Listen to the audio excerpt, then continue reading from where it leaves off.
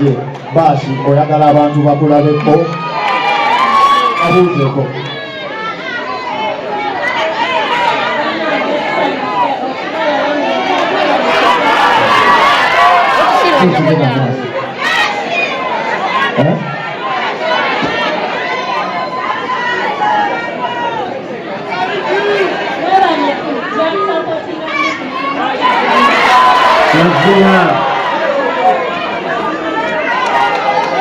Ayer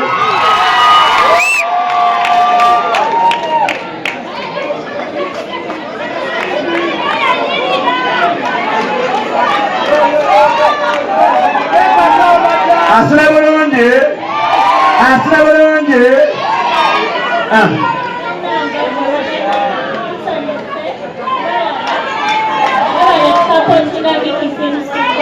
Sega koti mwani wange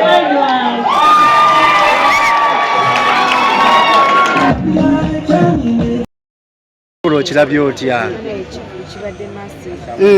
kati wagenda n'otugamba nti gwe mami wani wa Miki tubadde tusaba kwogerako ne muwala wo ne muwala wange asiimye Queen engeri Queen gye bamulese mu Paris ne bamulaga ensi yonna bane mwogereko naye tweyanziza bannange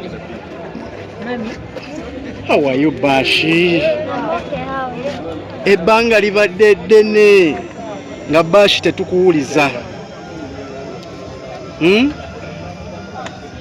bana mtereze saundi Bashi ebbanga libadde ddene nga tukuwulirira mu background nga twebuuza Bashi yani yegwe ebibadde biwongese bw'obadde obiwulira nti omwami yagoba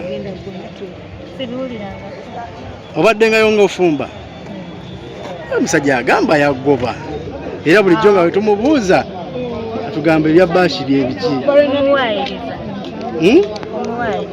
waneno wamuwana akakadde n'agamba akako takaagala yakatwala esente ziwazijja wa Bashi oli mukazi mukozi owulira otya okubanga olunaku lwaleero omwami akwanjudde mu lujjudde Continue on social media really.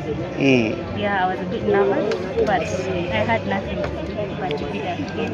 Nange eddoboozi eribadde nga mu background etubadde tuwulira liryo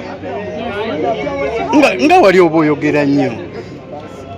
I'm not used to having cameras in front of me, so yeah. So that's why you are nervous. Yeah.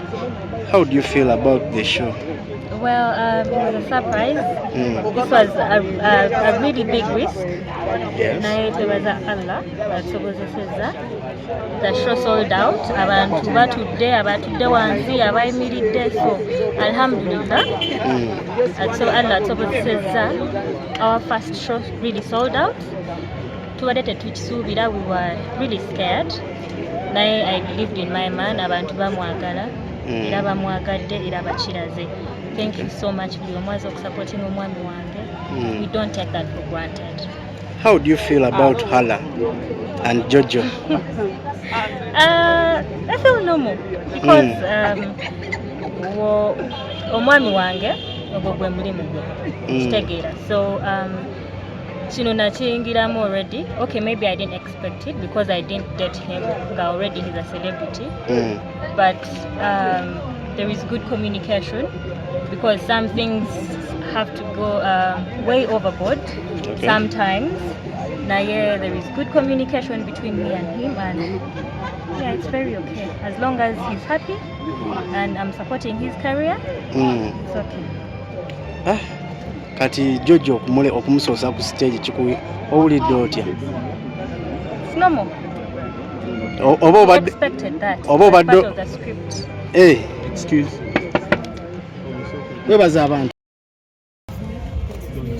Gwe wenna nga wandyetaaze okwata omukolo gwo nga okwanjula, embaga, amazaalibwa, baby shower, kuhinjira n'ebirala bingi, nkwanjulira Glosh TV bakafulu b'okuba ebifaananyi n'okwata video, era nga wandyetaaze okulanga wamu ne Glosh TV kuba ku namba y'essimu eno noti 75 noti 31 283.